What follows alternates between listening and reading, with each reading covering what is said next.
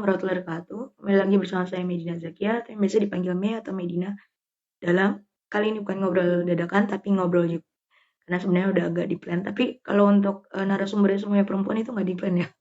Akhirnya ternyata pas ngeliat, ya perempuan. Bukan dicocok-cocokin sama woman, sudah enggak. Nah, kali ini kita akan ngebahas tentang apa? Akan ngebahas tentang generasi muda maupun ilmu pengetahuan dan tentang masa depan dari beberapa praktisi atau akademisi nih atau regulator. Nah, lihat aja ntar. Nah, siapa aja narasumbernya? Insya Allah yaitu Mbak Aska, maupun Mbak Dita, dan satu lagi Mbak Kaut. Tunggu ya, aku share dulu ke mereka biar mereka bisa gabung. Gitu.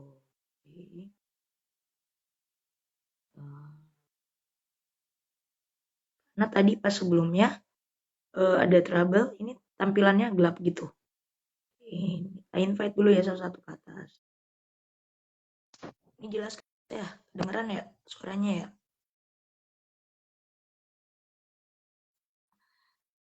Tunggu ya, invite lagi ya. Bentar. Lagi. Nah, Mbak Kautnya sudah ada, satu lagi Mbak Dita. Halo. Assalamualaikum. Kedengeran suara aku kedengeran. Aduh, rame Jelas. banget ya. Ya. Hai Kaut. Ini aku jelas nggak? Kedengeran suaranya nggak? Kedengeran sih dari aku. Sebentar, aku Tapi coba. apa namanya kelihatan juga? Kelihatan. Oh, abis tadi sebelumnya gelap. Sebelumnya tadi ada masalah gelap. Mbak Dita juga. Oke. Alif Bayan. Ayo sini. Dan wudhu. Lagi di rumah kah? Iya, baru pulang dari menyekar. Habis dari makam ibu kan. Lagi ke Depok. Kita lagi visit ke Depok, nengok ke rumah orang tua. Kita siap-siap buat ini kan, apa silaturahmi sebelum puasa. Gitu.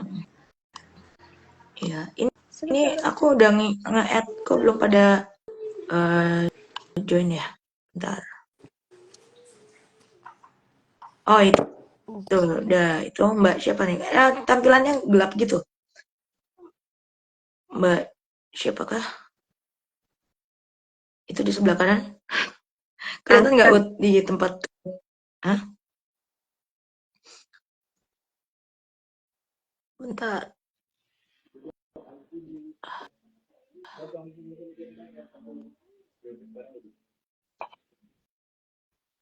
Kok nggak ini ya muncul? Aska, iya muncul. Aska, Aska, kok gelap gitu, Kak? Nggak ada. Ya. Sekarang gantian. Iya, Tadi aku yang gelap. Sekarang di kau. Mudah-mudahan tadi rekamannya enggak ya. Mbak Dita bisa langsung naik. Nah, ini mungkin. Nah, udah ketemu. Tinggal nunggu Mbak Dita. Oke, sambil nunggu. Nah, aku preview dulu ya, ngasih tauin siapa aja nih bertiga ya. Jadi hari ini teman-teman, insya Allah kita akan sharing sama diskusi. Ini pertama kali loh, langsung berempat. Biasanya kalau ngobrol yuk atau ngobrol dadakan, kebanyakan cuma kalau untuk edisi tahun ini baru satu orang gitu. Jadi biasanya cuma berdua, ini rame-rame. Nah, ini ada, kita mulai dari kanan, di atas pojok kanan kok di layar. Kok ini ada Mbak Kaut. Mbak Kaut itu dari dulu suka neliti. Nah, tapi kalau di sini dia maunya dibilangnya pemerhati keamanan informasi. Nah, kalau yang suka IT, ntar bisa nanya ke beliau. Nah, terus kalau tapi suka belajar dari dulu sampai sekarang. Makanya terakhir tuh disebutin nggak? Boleh nggak? Boleh. PhD atau S3 yang komputer ya, di kampus yang kuning-kuning gitu. Sedangkan ke di bawah nih di layar kanan ada Mbak Dita. Mbak Dita ini juga nggak cuma suka belajar, tapi suka membelajarkan. Boleh disebutin nggak jadi pengajar? Boleh. Juga kan? Boleh. Selain ya jadi dosen di salah satu univ, tapi juga concernnya yang memang ya di bidang pembelajaran dan udah menerbitkan sebuah buku tentang pendidikan juga. Terus abis itu tadi saya lihat sekilas tuh belum sempat baca Mbak tulisannya di Medium ya tentang lecture ya kalau nggak salah tuh. Terus nanti kita nanya-nanya lebih lanjut dan juga inisiator ini ya yayasan apa tadi ya Incer. Nah apa itu yayasan Incer kan dijelaskan sendiri oleh Mbak Dita. Terus Mbak Aska, nah ini Mbak Aska juga nggak kalah nggak bisa diem ya nggak bisa diem. Itu apa sering ngadain pelatihan menulis buat generasi muda perempuan khususnya, tapi kebanyakan di luar negeri via online ya Mbak ya. Iya, Ya kan? Walaupun masih bekerja, boleh disebutin nggak? Nggak, aku nggak sebutin tempatnya di mana, tapi boleh bilang ya masih karyawan BUMN. Nah tapi kemarin tuh sebelumnya kan udah pernah jadi narasumberku di tahun kemarin ya di ngobrol dadakan itu yang aku ingat sampai hari ini supaya kita latihan apa suka nulis sebelum beraktivitas pagi sama sebelum tidur kok bisa minimal nulis satu paragraf atau satu kalimat Mbak. Ya itu apa tipsnya Mbak Aska supaya konsisten menulis. Nah ini aku jadi gak enak nih tiga-tiganya menurutku ini nggak di setting Women's Day ya tapi menurutku ini apa namanya ya aku nyebutnya kakak-kakak atau teman-teman ya yang inspiratif sih versiku. Tapi besok-besok ngisi podcast juga ya. Nah untuk awalnya mungkin aku nanya ke Mbak Dita dulu ya karena Mbak Dita yang lebih banyak berkecimpung dalam dunia pembelajaran. Nanti habis itu baru ke Mbak Aska yang udah biasa membelajarkan. Jadi ini semuanya sebenarnya pernah jadi fasilitator pembelajaran kali ya. Lebih enaknya ngomongnya gitu ya. Karena kan ada yang dosen, ada yang ngajar training juga atau apa biar lebih nyambung. Itu. Nah, gimana nih Mbak Dita? Sekarang kesibukannya apa nih? Saya kesibukannya sehari-hari sih, saya dosen ya di perguruan tinggi di Universitas Indraprasta PGRI, mengajar calon guru matematika. Lalu saya juga aktif di Yayasan Penggerak Indonesia Cerdas. Yayasan Penggerak Indonesia Cerdas itu adalah yayasan yang fokus pada peningkatan mutu pendidikan dasar. Gitu ya, jadi ada beberapa di bawahnya ada beberapa unit gitu ya. Saya sebagai pendiri jadi agak ngerjain semuanya gitu ya. Jadi kami punya 4 program, 4 unit gitu ya. Pertama adalah Gerakan Nasional Pemberantasan Buta Matematika. Jadi kami berkeliling ke daerah-daerah menemani teman-teman guru SD untuk belajar bagaimana sih caranya mengajar matematika dengan baik gitu ya, yang menumbuhkan penalaran gitu ya. Lalu kami juga punya Gerakan Nasional Pemberantasan Buta Membaca, jadi kami berkeliling juga ke berbagai tempat untuk menemani teman-teman guru sekolah dasar mengajarkan membaca gitu ya, sehingga anak bisa memaknai bacaan. Lalu yang ketiga kami punya namanya Pengincer Research Center yang fokusnya adalah menghasilkan penelitian yang sifatnya sangat akademik gitu ya, yang berkaitan dengan pendidikan dasar, dan kami baru mendirikan lagi namanya Barisan Pengkaji Pendidikan yang fokusnya adalah pendidikan publik tentang pendidikan dasar gitu ya. Gitu.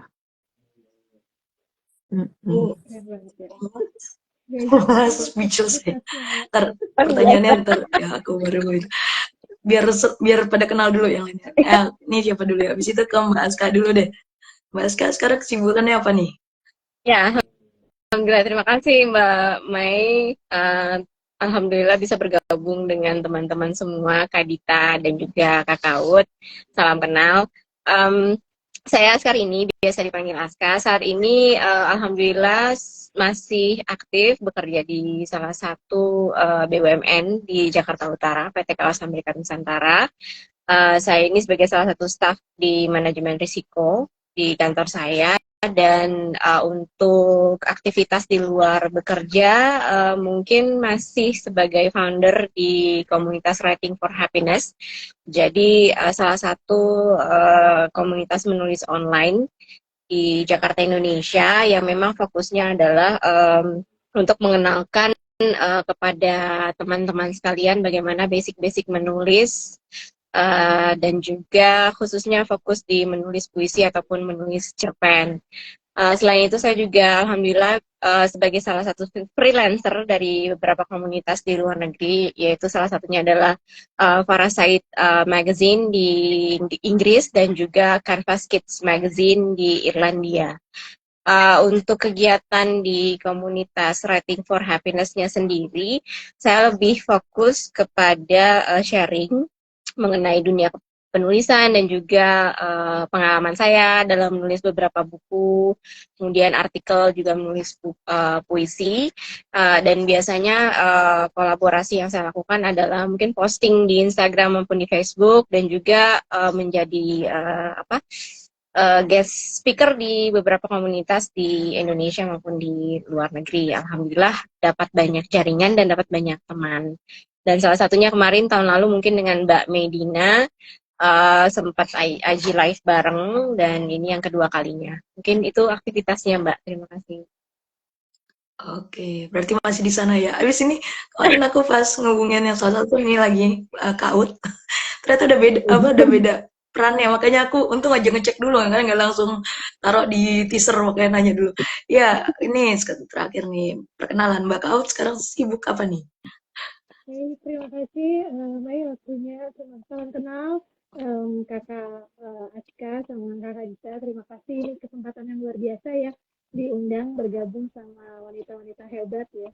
Sebenarnya kayaknya saya nggak mesti ada range-nya sih, tapi kita ikut kita berteman baru gitu ya. Alhamdulillah hari-hari saya sebagai ASN salah satu kementerian yang bergerak di bidang Kominfo, kita sebut saja Kominfo ya.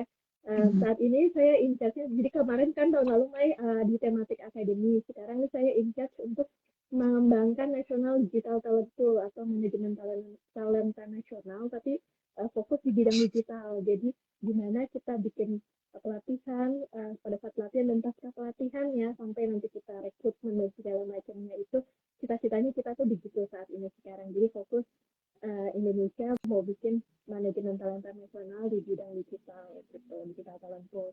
Selain itu juga tadi yang saya bilang, kenapa sih saya bilang pemerhati kamu informasi, karena memang S1, S2, S3 saya tuh fokus di situ gitu. Saya sangat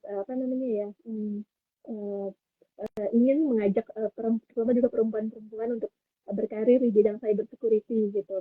Jadi nggak cuma isinya saat ini kan memang mostly banyak kan tuh kaum pria di situ, tapi kita sambil terus membuat pelatihannya, pengajarannya, sambil mengajak juga siapa tahu nanti banyak lagi wanita yang berkarir di bidang cyber security gitu. Saat ini selain di kantor, kami juga bergabung di komunitas namanya Indonesian Women of Cyber Security. Iya, jadi aku nggak bersama begitu jelas wanita-wanita yang memiliki minat atau berkarir di bidang cyber security di Indonesia.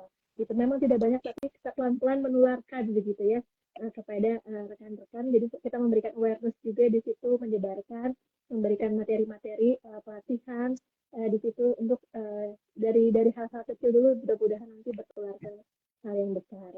Seperti itu sih Mbak Mei. Jadi selain bekerja sibuk di komunitas juga, dan juga sebagai asesor atau auditor untuk keamanan informasi bagi lembaga-lembaga baik pemerintah maupun non pemerintah untuk diperiksa, untuk kita melakukan penilaian keamanan informasinya. Begitu. Oke deh.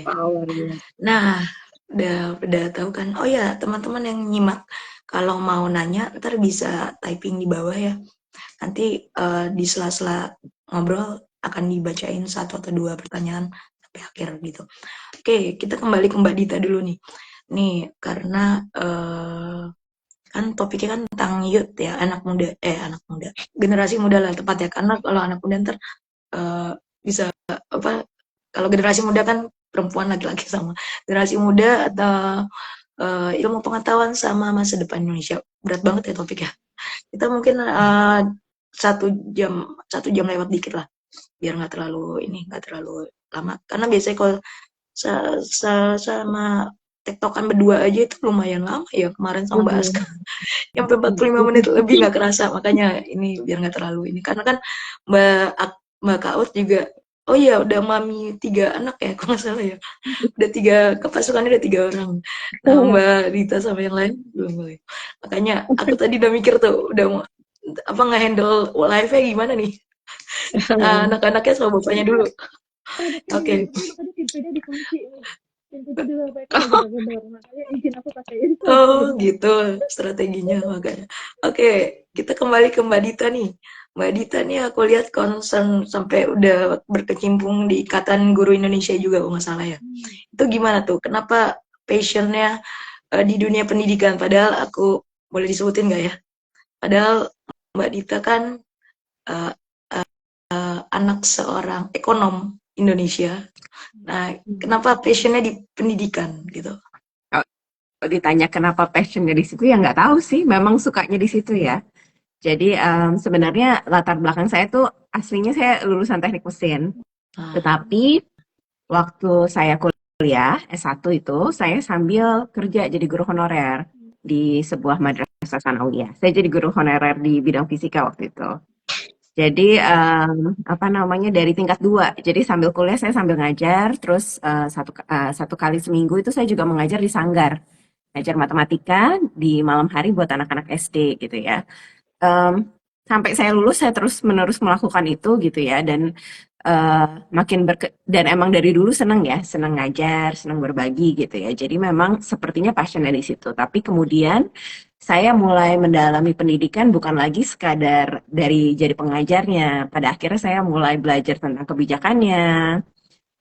Istilahnya dari mahasiswa udah mulai jadi aktivis di bidang pendidikan, ikut apa namanya, ikut mengkaji ujian nasional gitu ya, lalu ikutlah. Jadi dulu kalau ada acara-acara pendidikan atau seminar yang di bidang pendidikan tuh saya selalu datang gitu ya.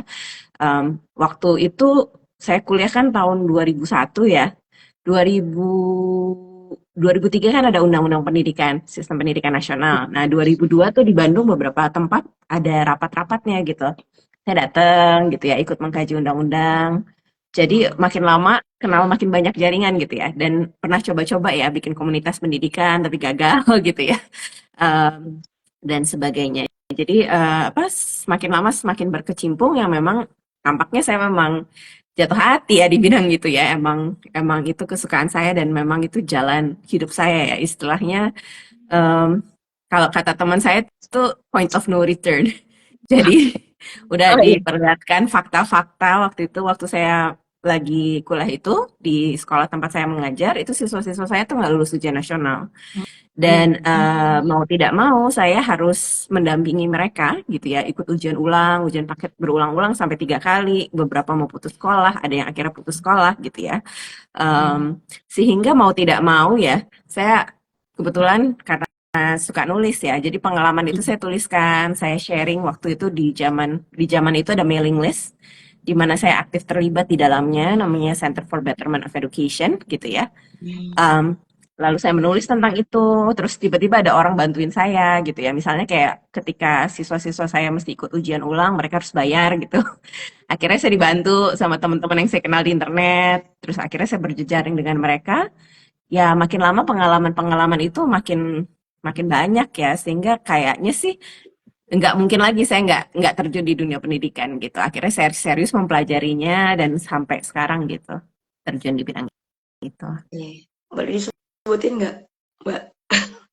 Kenapa? Jadi waktu disebutin ekonomi siapa, boleh disebutin nggak? Boleh, Jadi boleh. beliau ini adalah anaknya almarhum Pak Rizal Ramli gitu. Tapi yang lain desain interior ya, kakaknya apa adik ya? Kalau kakak ini lebih ke Adik saya ada yang concernnya ke arsitek. pendidikan. Adik saya memang ada yang arsitek, adik saya yang satu lagi di bisnis. Jadi memang minat ya beda-beda ya. Namanya orang ya, jadi nggak ngaruh. Kebetulan minat saya di pendidikan sangat tinggi gitu. Aku baru tahu pas kemarin-kemarin, pas itu. Selama ini tahunya Mbak Dita ya karena buku itu. Sebenarnya pengen baca, belum sempat baca, belum nyari lagi buku yang tentang apa? Aduh lupa pokoknya. Guru Iya yang murid update berlari ya. Itu kita kan ngambil dari pepatah ya apa peribahasa apa tuh. Nah terus di judulnya diubah kayak gitu. Makanya dari pas ngeliat judulnya tuh kemarin tuh pas googling pengen tahu nih tadi atau kemarin Mbak Dita kayak gimana sih orangnya. Nah terus ya udah ketemu terakhiran tulisannya itu yang di Medium tentang lecture. Nah, nanti dibahas dikit ya. Boleh, boleh. Oke. Ini kita pindah dulu ke Mbak Aska. Nah, Mbak Aska, kalau tadi Mbak Dita lebih concernnya di pendidikan, walaupun suka nulis juga, makanya udah bikin buku juga. Nanti mungkin bisa kolaps nih sama Mbak Aska. Nah, kalau Ya, Mbak Aska ini gimana nih? Kan padahal kerjanya manajemen resiko ya. ya. Tapi kok masih sempet ya training generasi muda perempuan ya khususnya di luar negeri. Nah, aku agak dari dulu tuh mikirnya pakai bahasa Inggris loh. Gue paling kacau bahasa Inggris. Nah, tuh gimana tuh passionnya bisa nyampe kayak begitu? Atau emang dari dulu suka ngajar juga kayak Mbak Dita atau pada akhirnya begitu gimana? Boleh diceritain dikit nggak? Siap, Mbak. Mungkin ada sedikit benang merah dengan Mbak Dita ya, dan saya juga mungkin nanti berharap bisa bertanya lebih banyak tentang apa namanya gerakan nasional pemberantasan buta membaca dan buta matematikanya Mbak Dita ya. Jadi kalau dari awalnya itu sebenarnya mungkin saya udah tertarik dengan sastra itu dari kecil, dari SD. Jadi dulu itu sempat aktif ikut lomba deklamasi puisi di SD. Cuman hanya sebagai hobi aja gitu Mbak. Terus lucunya itu saya waktu kuliah dulu di Universitas Negeri Jakarta ngambilnya itu matematika murni Mbak Dita. Ini Ngambilnya matematika murni. matematika juga. Iya, Ternyata matematika nyambung. murni di UNJ tapi nggak ngambil pendidikan. Jadi yang S1 reguler. Jadi bukan pendidikan, bukan saja pendidikan.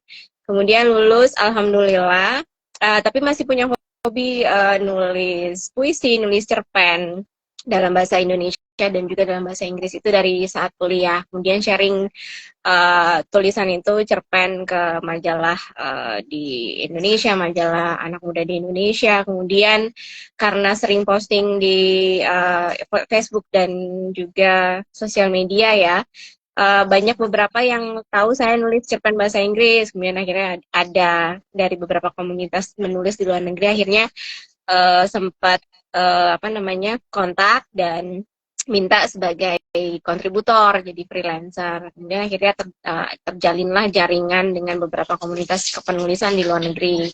Tapi pada saat lulus kuliah akhirnya saya sempat ngajar sebentar jadi tutor matematika di salah satu bimbel matematik di Kumon. Cuman nggak lama saya akhirnya banting setir mengambil karir di saat ini di PT Kawasan Berikat Nusantara di Jakarta Utara. Dan untuk kenapa tadi Mbak Mei bilang di staf manajemen risiko, justru sebenarnya di divisi manajemen risiko ini saya banyak banget mengaplikasikan ilmu-ilmu matematika saya. Jadi kurang lebih saya mempraktekkan apa yang dulu saya pelajari pada saat saya kuliah di UNJ. Jadi itu benar-benar alhamdulillah termanfaatkan ya, ilmunya. Nah di satu sisi karena punya hobi nulis, bikin puisi, saya kira untuk menyeimbangkan ya otak kanan dan otak kiri gitu kali ya. Dan mungkin saya juga tipikalnya agak sedikit gampang jenuh. Jadi kalau misalnya udah capek di Manris, saya coba untuk mengembangkan hobi saya di kepenulisan. Jadi dari situ kemudian banyak jaringan dengan teman-teman dan komunitas di luar negeri. Akhirnya banyak juga yang kontak dan minta saya sebagai guest speaker. Sebenarnya bukan training ataupun workshop menulis secara spesifik, tapi saya sebagai guest speaker hanya men-sharingkan beberapa pengalaman menulis saya dalam bahasa Inggris dan juga lebih kepada sharing pengalaman sih. Kalau workshop khusus tentang menulis dan segala macam itu belum. Jadi saya hanya menyampaikan pengalaman, kemudian presentasi PowerPoint tentang apa yang sudah saya tulis, kemudian pengalaman-pengalaman ikut beberapa project menulis cerpen bahasa Inggris di luar negeri dan juga beberapa buku-buku yang memang merupakan produk dari kolaborasi dengan sesama penulis di luar negeri. Kurang lebih sih seperti itu sih Mbak singkatnya. Oke. Itu. Ini barusan ada yang sempat ngeliat di WA nggak? Aku isi Mbak Kaut, aku mau ngenalin Mbak Kaut nih. Tapi mau nanya passionnya, tapi barusan ya itu muncul pemberitahuan co-host cuma bisa, padahal baru berdua kan, nggak bisa nginvite-nya nih. Atau coba gantian, ada yang mau coba gantian nggak biar aku bisa nginvite si Mbak Kaut ini biar gantian. Boleh aku keluar dulu ya? Ya, ntar ya. Oke. Ini nggak ngerti kenapa habis tulisannya tadi you can only have 3 co-host padahal baru 2. Nah itu. Oke. Ini masih Siap. tulisannya you can only 3 co-host. Coba Mbak Kak Ut, coba ini deh. Mungkin karena belum follow kali ya. Kemarin kan sempat unfollow, coba di follow lagi deh. Bisa nggak? Is unable to join? Masih unable to join ini? Coba request lagi deh. Kenapa ya? Oke, sekilas mungkin ini ya kaitannya turn on video ini bisa. Mbak Dita oke, masih bisa. Oh, coba ya sekarang ya aku invite lagi ya Mbak Kaut ya bentar. Tulisannya masih sama tuh. You can only apa namanya? 3 bla bla bla. Apa ini ya? Kita ini ya bikin live baru kali ya. Karena nggak bisa ini, nggak bisa nginvite, muncul tulisan you can only have 3 calls mulu. Bentar ya, nggak apa-apa ya. Oke, aku keluar dulu ya. Iya.